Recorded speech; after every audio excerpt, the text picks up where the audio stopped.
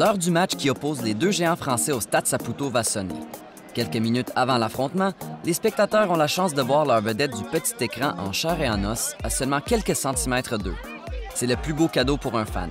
Et parlant des fans, que représente le trophée des champions pour eux? C'est le premier trophée de la saison, donc c'est très important. Ça peut démarrer la saison pour un club, ça peut être, si par exemple Lyon venait à gagner, ça pourrait lancer leur saison, tandis s'ils viennent à perdre, ce qui risque d'arriver contre une grosse équipe de Paris, ça risque de travailler dans le cerveau et puis faire un mauvais début de saison. Je vous vois avec un chandail de l'Olympique lyonnais.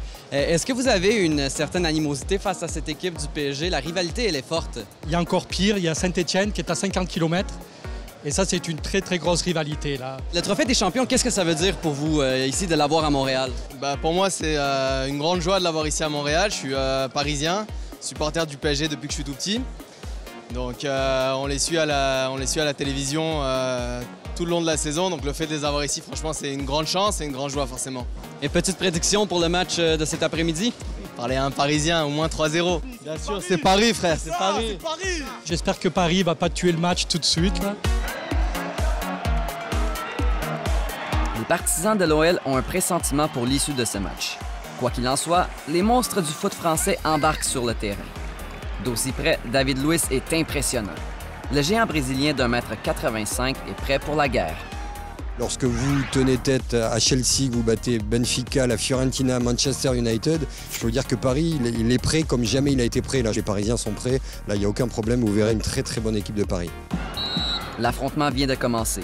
Dès le début, Paris impose son jeu. Les joueurs sont confiants et ne démontrent aucune nervosité.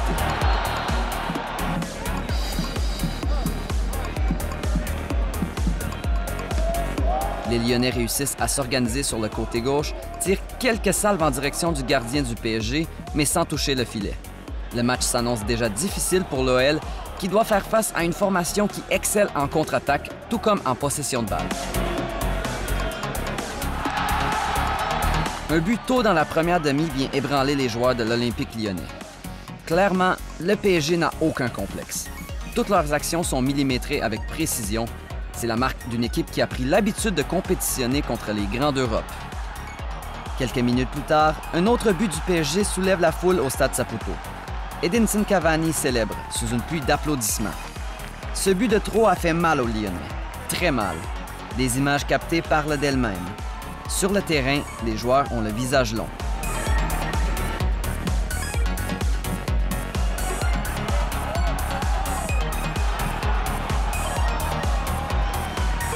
Plus le match avance, plus le PSG est en contrôle.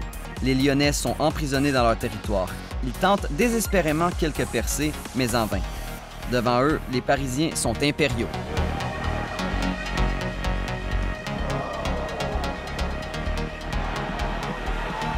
Les pressentiments se confirment et le PSG gagne le match 2-0. Même s'ils sont habitués de jouer dans les stades mythiques aux proportions gigantesques, l'expérience au Stade Saputo semble avoir plu au Paris Saint-Germain, comme en témoigne leur sélectionneur Laurent Blanc. Puisque j'ai vu les installations de l'Impact en 2009. Donc il n'y a qu'à voir le stade. Le stade a je pense, est le résumé de la progression de l'Impact de Montréal.